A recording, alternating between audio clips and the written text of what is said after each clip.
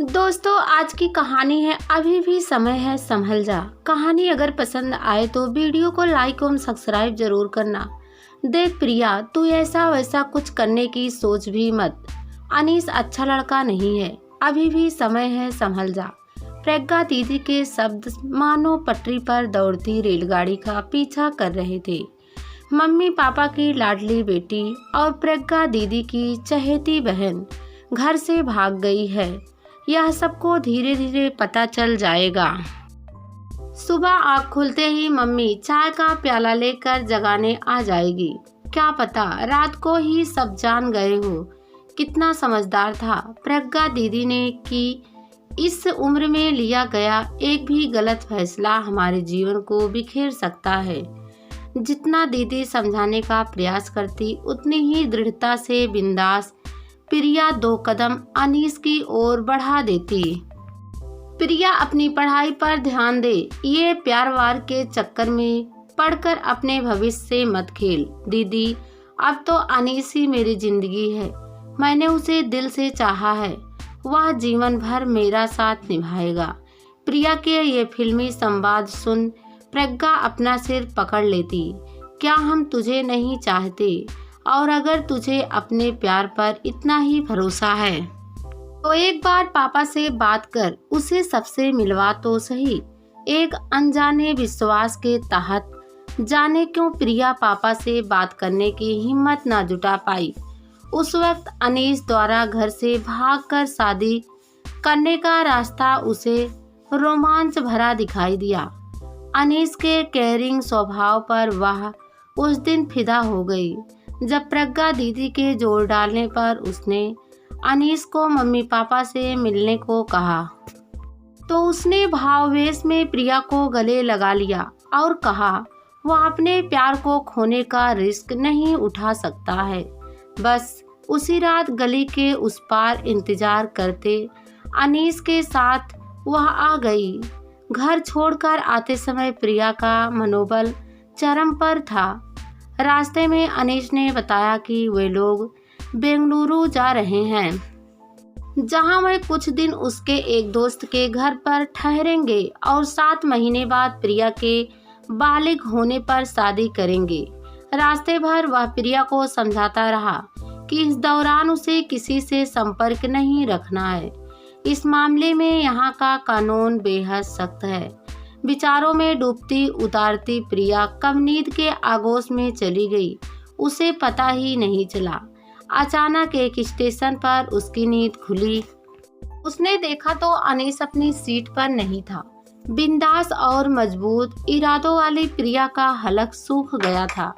आवेग से उसकी आंखें भर आई। माथे पर पसीने की बूंद चूहा चूहा आई थी। अकेलेपन के एहसास ने उसे घेर लिया। तभी वह अपने मोबाइल खोजने लगी। पूरा पर्स खंगाल डाला पर कहीं मोबाइल नहीं दिखा। आप मोबाइल तो नहीं ढूंढ रही हैं? एक आवाज ने उसे चौंका दिया। सामने देखा तो एक युवती बैठी किताब पढ़ रही थी। आपने मुझसे कुछ कहा क्या? मुझे लगा आप अपना मोबाइल ढूंढ रही है। हाँ, आपने देखा क्या? प्रिया ने पूछा तो वह बोली, तुम्हारे साथ जो लड़का है वह तुम्हारा भाई है क्या? उसका प्रश्न प्रिया को रुचकर नहीं लगा। तभी उस युवती ने आगे खुलासा किया, तुम्हारा मोबाइल तुम्हारे साथ जो लड़का था वह ले गया है। कतार दृष्टि से इधर उधर देखती प्रिया को उसने बताया कि वह दूसरे कंपार्टमेंट में बैठा ताश खेल रहा है। प्रिया यह सुन शर्म से गड़ गई। उसे अनीस पर बहुत गुस्सा आया। कृपा आप मेरा सामान देखिए, मैं वॉशरूम जा रही हूँ। प्रिया तेजी से निकली। तभी अंधेरे में किसी की आवाज़ पर उसके पाँव वही ठिठक गए। दरवाजे के पास खड़ा अनीस मोबाइल पर किसी से कह रहा था, बस ऐसी ही बेवकूफ़ लड़कियों से तो रोजी रोटी चल रही है हमारी। उसका मोबाइल ले लिया है, 15 से 20 हज़ार का तो होगा ही।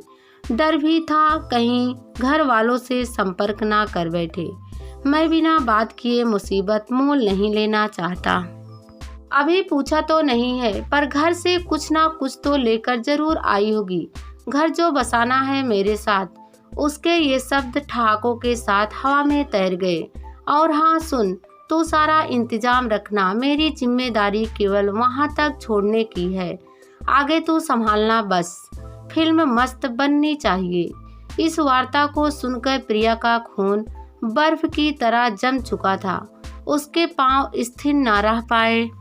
वह गिरने वाली थी कि किसी ने उसे संभाला। वह कैसे अपनी सीट तक आई उसे पता ही नहीं चला।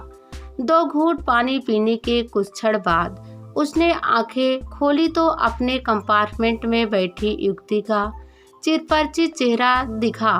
तुम ठीक तो हो ना? उसने जैसे ही पूछा, प्रिया की आंखों से अश्रुधारा बहने लगी। उस युवती ने अपने साथ आए शख्स को बाहर भेज दिया और कूपे को अंदर से बंद कर दिया। क्या हुआ? साथ आया लड़का बॉयफ्रेंड है ना तुम्हारा? उस युवती की बात सुन प्रिया फपक पड़ी। देखो, वह लड़का ठीक नहीं है, यह शायद तुम्हें भी पता चल गया होगा। मैं जानती हूँ कि तुम दोनों घर से भागकर आए हो। प्रिया ने आश्चर्य और शंकित नज़रों से उसे देखा तो वह बोली, मेरा नाम शरण्या है, तुम मुझ पर भरोसा कर सकती हो। वैसे तुम्हारे पास और कोई चारा भी नहीं है।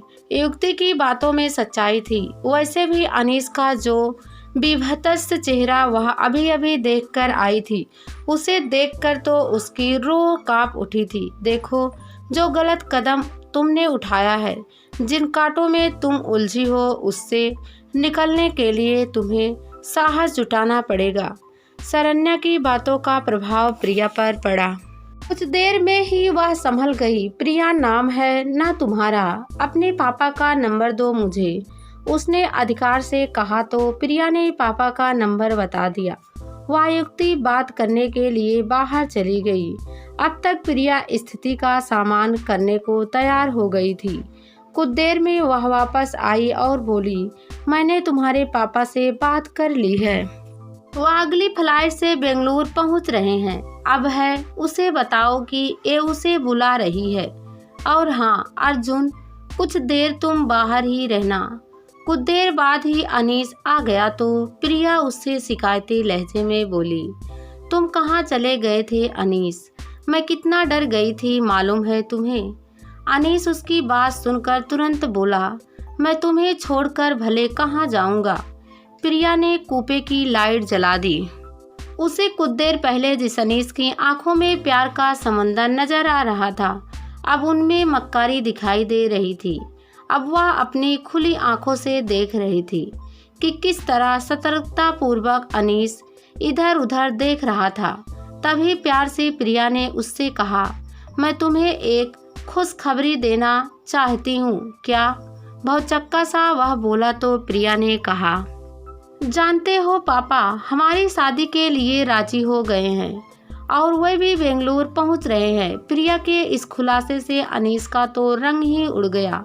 वह अचानक बिफर गया। बेवकूफ़ लड़की, मैंने मना किया था कि कहीं फ़ोन मत करना। तभी मानो उसे कुछ याद आया हो, न चाहते हुए भी उसके मुंह से निकला, तुम्हारा मोबाइल तो मैं जानती हूँ, वह तो तुम्हारे पास है। इससे पहले कि अनीस कुछ और पूछता, प्रिया अपना आपा खो चुकी थी।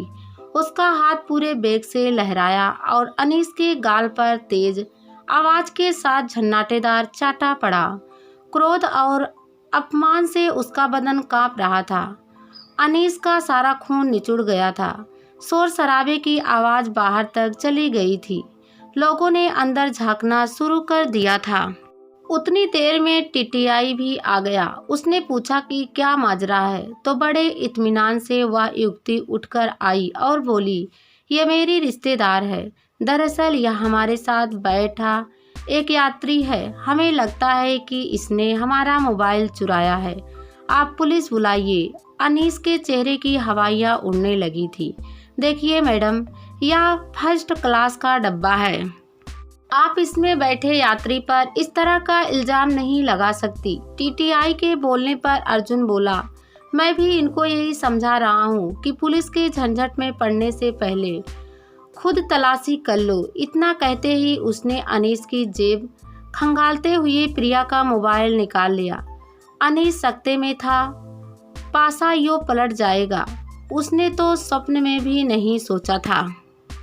तुरंत फुरत रेलवे के 2 पुलिस कांस्टेबल आए तो उस युवती ने अपना पहचान पत्र दिखाया। एसपी शरण्या पढ़कर दोनों ने उसे एक करार सैल्यूट बजाया तो टीटीआई सहित प्रिया भी अचंभे में पड़ गई। टीटीआई हंसकर बोला, क्या बेटा, चोरी भी की तो पुलिस वालों की। एसपी शरण्या ने अर्जुन से कहा, इंस्पेक्टर अर्जुन, आप इसके साथ अगले स्टेशन पर उतर जाइए, मैं बताती हूँ आपको आगे क्या करना है। और हाँ, जरा इसे समझाना और खुद भी ध्यान रखना कि इस लड़की का नाम बीच में ना आए। हंगामे के बीच अनीस को अगले स्टेशन पर उतार लिया गया। स्टेशन में सवार यात्री इस पर अपनी अपनी टिप्पणी देने में मशगूल थे। प्रिया अपमान और शर्मिंदगी से भरी देर तक रोती रही। तब शरण्या ने सांत्वना भरा हाथ उसकी पीठ पर फेरा तो वह शरण्या के गले लग गई और बोली, आपने मुझे बचा लिया, आपका यह एहसान मैं कभी नहीं भूलूंगी।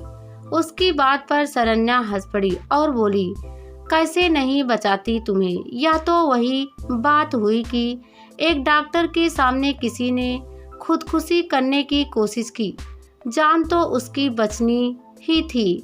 यह मेरी पहली नियुक्ति है, तुमने तो मुझे शुरू में ही इतना बड़ा केस दिला दिया है।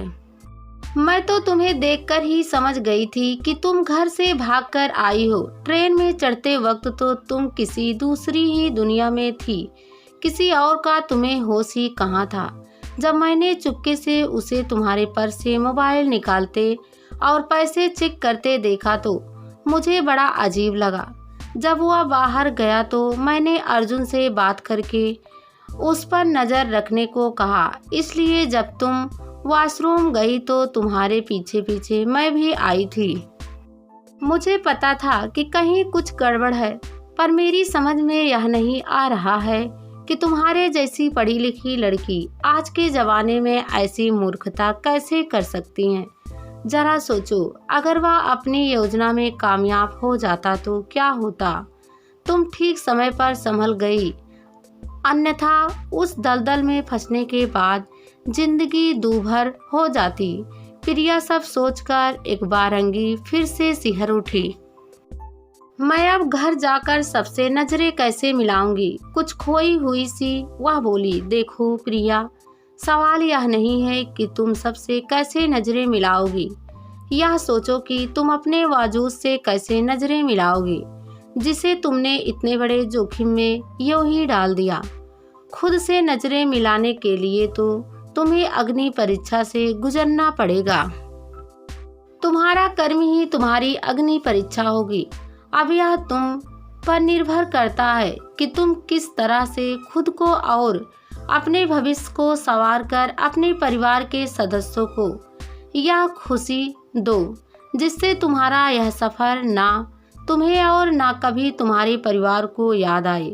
शरण्या की बातों का असर प्रिया की चुप्पी में दिखा।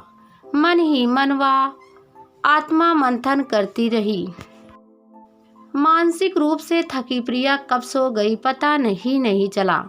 किसी के स्नेह भरे स्पर्श से आंखें खुली। सामने पापा को देख वह छोटी बच्ची की तरह उनसे लिपटी। साथ आई प्रज्ञा भी रो पड़ी। आपका यह एहसान हम कैसे चुका पाएंगे। पापा शरण्या से बोल रहे थे। पापा, आप मुझे कभी माफ़ कर पाएंगे क्या। उन दोनों की बात सुनकर शरण्या ने प्रिया के पापा से कहा, अगर आप वाकई एहसान उतारना चाहते हैं तो मुझसे वादा कीजिए कि आप अपनी बेटी पर भरोसा कायम रखते हुए इसकी उड़ान को पंख देंगे।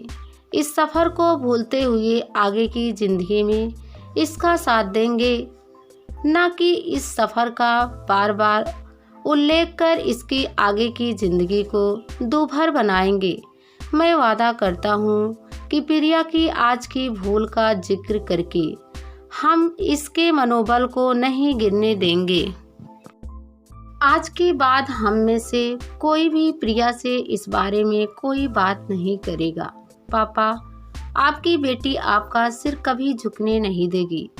मैं भी शरण्या दीदी जैसा बनकर दिखाऊंगी। शरण्या के व्यक्तित्व के प्रभाव से प्रभावित प्रिया पापा का साथ पाकर पूरी आत्मविश्वास से बोली तो पापा और प्रज्ञा ने उसे प्यार से थाम लिया। शरण्या समझ गई कि अब सही माने में प्रिया भंवर से बाहर निकल चुकी है।